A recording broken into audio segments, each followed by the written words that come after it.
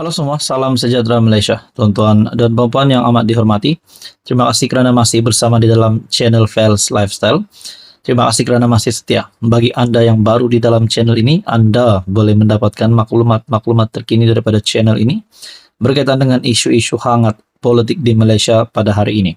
Nah, saudara-saudara, bercakap tentang isu Pulau Batu Putih. Sebelum ini, Puan Zarkashi dalam satu kenyataan daripada Malaysia Kini menyatakan Dr. Mahathir ataupun Tun Mahathir ini mencari alasan.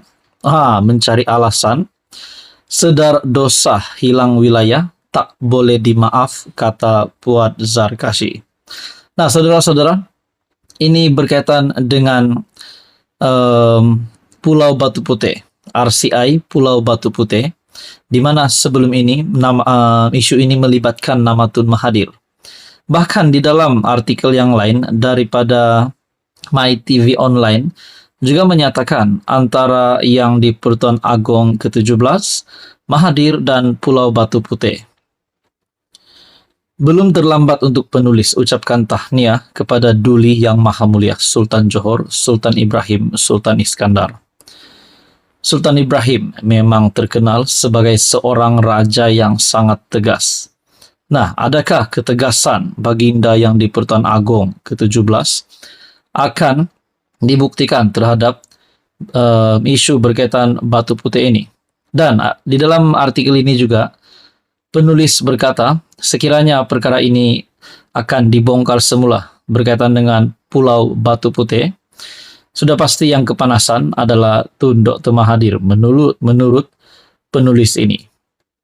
Di kalangan 34 juta rakyat Malaysia, sudah pastilah Dr. Mahathir yang akan kepanasan apabila isu tersebut disiasat semula. Ada kabar angin yang mengatakan Dr. Mahathir sebenarnya tunduk kepada tekanan dari Singapura ketika menyerahkan pulau tersebut. Isu Pulau Batu Putih akan kembali menjadi hangat. Sebaik sahaja baginda ditabalkan sebagai yang di Pertuan Agong, ada beberapa isu yang diberikan keutamaan. Antaranya sudah pasti isu kehilangan Pulau Batu Putih kepada Singapura. Pulau Batu Putih sebelum ini berada di bawah jajahan pemerintahan Kesultanan Johor Darul Ta'zim. Namun atas beberapa sebab yang masih lagi tidak jelas, sehingga hari ini di bawah pentadbiran Dr. Mahathir pada tahun 2018, ianya telah diserahkan kepada Singapura. Lebih mengejutkan, keputusan itu dibuat tanpa pemakluman dan persetujuan Duli Yang Maha Mulia Sultan Ibrahim. Memang benar, Pulau Batu Putih hanyalah sebuah pulau batu karang yang tidak mempunyai apa-apa hasil bumi. Tetapi dengan penyerahan pulau tersebut kepada Singapura, Johor dan Malaysia secara otomatik kehilangan 5 km kawasan maritim di sekitar pulau tersebut. Nah, saudara-saudara, kalau benar isu Pulau Batu Putih ini, Mahathir yang bersalah, adakah Mahathir akan ditangkap? Adakah di bawah pemerintahan yang di Pertuan Agong ke-17 akan memberikan hukuman kepada Tun Dr. Mahathir? Itu menjadi persoalannya, saudara-saudara. Kita berbalik kepada kenyataan Puan Zarkashi, Dr. Mahathir cari alasan, sedar dosa hilang wilayah tak boleh dimaaf. Pemimpin UMNO percaya Dr. Mahathir sedang mencari alasan untuk menolak RCI, Suruhanjaya Siasatan Dirajah Pulau Batu Putih, kerana sedar dosa kehilangan wilayah amat besar dan tidak boleh dimaafkan. MKT UMNO Muhammad Puan Zarkashi berkata, bantahan Peguam Mahathir terhadap pelantikan Madraus Sharif sebagai pengerusi RCI umpama takut kepada bayang-bayang sendiri. Sebab itu bantahan Tun M tidak perlu dilayan. Rakyat mahu tahu kenapa Tun M batal rayuan semakan keputusan Pulau Batu Putih. Ia amat misteri. Nah, saudara-saudara, apa komen Anda berkaitan dengan isu ini? Ini pasti satu kejutan untuk Tun Mahathir dan kroninya. Sekian saja untuk kali ini, teruskan bersama di dalam channel ini. Untuk info yang seterusnya, mohon bantu channel ini dengan menekan butang like, share, dan juga subscribe. Siapa bekas Menteri Keuangan yang dinyatakan oleh SPRM di sini berkaitan dengan kes Spanko? Satu artikel daripada Malaysia Kini, kes Spangko, SPRM ambil keterangan bekas Menteri Kewangan. Siapakah dia bekas Menteri Kewangan ini? Adakah sekali lagi nama Tun Daim Zainuddin? Ataupun mungkin ada bekas Menteri Kewangan yang lain yang terlibat dengan kes ini?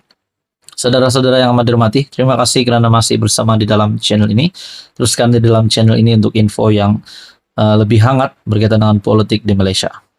Berita sepenuhnya daripada artikel Malaysia Kini, SPRM telah mengambil keterangan seorang bekas Menteri Kewangan bagi membantu siasatan dakwaan rasuah bagi projek fleet kenderaan kerajaan Malaysia yang bernilai RM4.5 bilion. Ketua Pesuruhjaya SPRM Tan Sri Azam Baki berkata, bekas Menteri Kewangan itu dipanggil bagi menjelaskan penganugerahan kontrak membekal dan menguruskan kenderaan kerajaan kepada Spangko Sendirian Berhad, sebuah syarikat tunggal yang memegang konsesi membekal dan menyelenggara kenderaan kerajaan. Kami akan panggil sesiapa sahaja termasuk bekas Perdana Menteri dan bekas menteri yang terbabit dalam kuasa meluluskan projek berkenaan. Sekali lagi, menjadi tanda tanya siapakah bekas Perdana Menteri itu dan siapa bekas Menteri Kewangan itu. Itu adalah kenyataan daripada Azam Baki kepada pemberita selepas menghadiri Majlis Convocation Pegawai Integriti bertauliah ke-10 di World Trade Center yang dirasmikan oleh Ketua Setiausaha Negara Tan Sri Zulkifli Ali hari ini. Artikel pada 22 Februari. Seterusnya, Azam berkata bekas Menteri Kewangan yang dipanggil oleh SPRM itu telah berkhidmat dengan pentadbiran kerajaan pada 2020 sehingga 2021. Nah, siapakah dia bekas Menteri Kewangan itu? Adakah bekas Menteri Kewangan itu yang memang terkenal? Beliau juga berkata siasatan membabitkan kes Spangko itu masih berjalan dan SPRM akan memanggil sesiapa sahaja bagi membantu siasatan yang sedang dijalankan. Ramai saksi sudah dipanggil, cuma bekas Perdana Menteri belum dipanggil.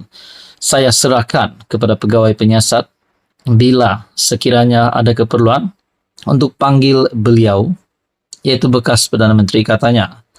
Terbaru SPRM memanggil lebih 20 saksi bagi membantu siasatan melibatkan kes terbabit pada 6 Februari lepas. Ketika ditanya sama ada isu Spangko ini mempunyai agenda politik, Azam berkata, sebagai Ketua Pesuruhjaya SPRM, beliau bertanggungjawab untuk melaksanakan tugasnya berdasarkan lunas undang-undang, aduan serta tomahan yang diterima pihaknya. Buat masa ini, ia adalah tanggungjawab saya, yaitu apa saja yang diberi aduan kepada kami, ia akan disiasat. Pada Januari lepas, media melaporkan SPRM akan menyiasat penglibatan individu tertentu dalam kerajaan berhubung dakwaan rasuah perolehan membekal dan mengurus fleet kenderaan kerajaan Malaysia. Persoalan yang utama, siapakah bekas Perdana Menteri itu dan juga bekas Menteri Kewangan. Kalau benar, siapapun juga pihak yang bersalah di dalam hal ini, pasti pengajarannya perlu dikenakan. Mungkinkah mereka akan ditangkap masuk penjara? Mungkinkah ini adalah salah satu jerung besar yang dicari oleh Anwar? Apa komen Anda? Sekian saja. Teruskan bersama di dalam channel ini. Jangan lupa tekan butang like, share, dan juga subscribe.